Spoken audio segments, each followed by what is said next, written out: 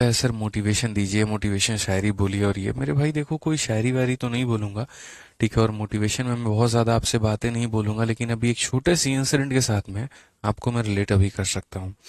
अभी आप लोगों ने यहाँ पर देखा कि जो इंडिया पाकिस्तान का मैच हुआ है उसमें सबसे ज़्यादा इंडिया की तरफ से जो रन बनाया था वो ऋषभ पंत ने बनाया था, और काफ़ी अच्छी पारी, लगभग 47 रन के करीब की पारी उन्होंने खेली थी।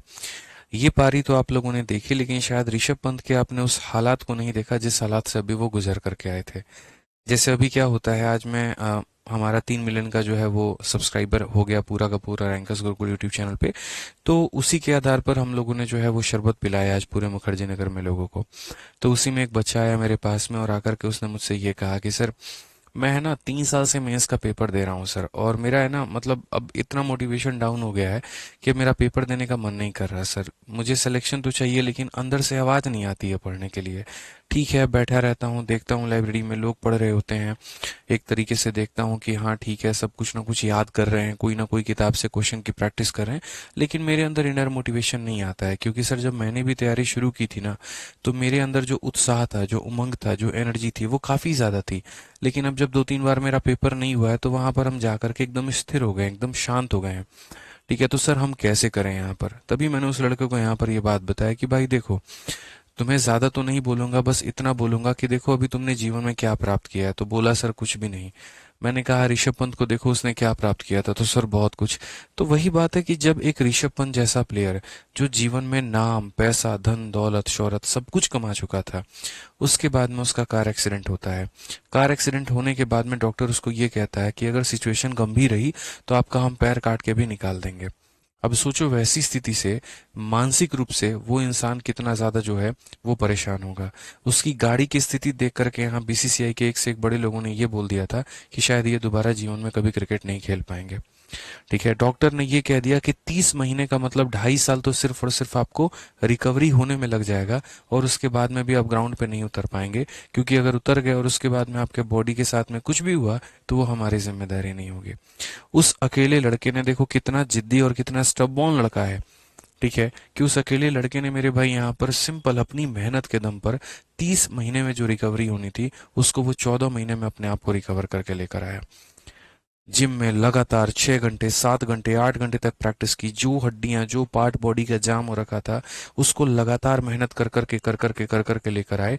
और बाकी लोग जो 2.5 साल से एकदम फिट एंड फाइन थे, वो मेरे भाई कोई 2 रन पे आउट हो रहा है, कोई 4 रन पे आउट हो रहा है। और ये लड़का जो इतनी बुरी तरीके से एक्सीडेंट होने के बाद में मेरे भाई रिकवर करने के बाद में आके इंडिया की तरफ से सबसे ज्यादा रन बनाते हैं पाकिस्तान के मैच में।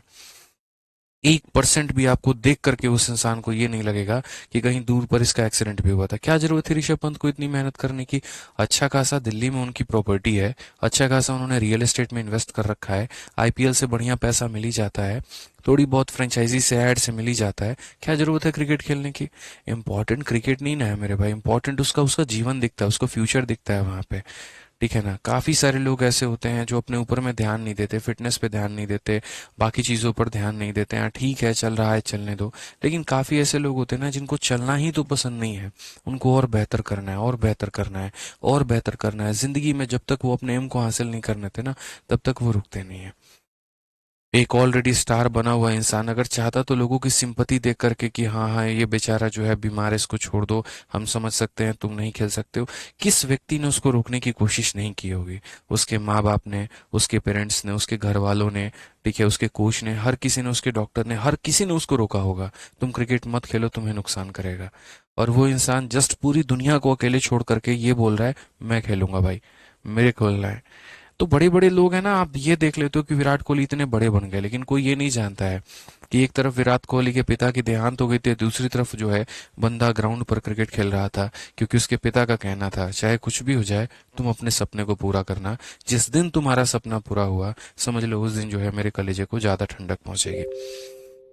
आप अपने सपने थोड़ी पूरे कर रहे होते हैं, आप असल में मेरे भाई यहाँ पर जो आपके सपने होते हैं ना, वो कई गुना ज्यादा आपसे आपके माँ बाप के होते हैं, कई गुना ज्यादा होते हैं। आप जितना अपने आप को स्टारडम फील करोगे ना वर्दी के, मतलब पहन के, शीशे के आगे चश्मा पहन करके, उनसे कई गुना ज्यादा उनको प्राउड फील होगा यार, कि अब शान से बोलते हैं हाँ चलो ऐसे सीना चौड़ा करके हमारा लड़का है।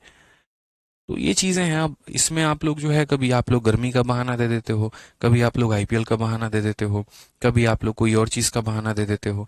तो बहाने जो है वो तो जीवन भर चलते रहेंगे। ठीक है, अब उसमें मेरे भाई आप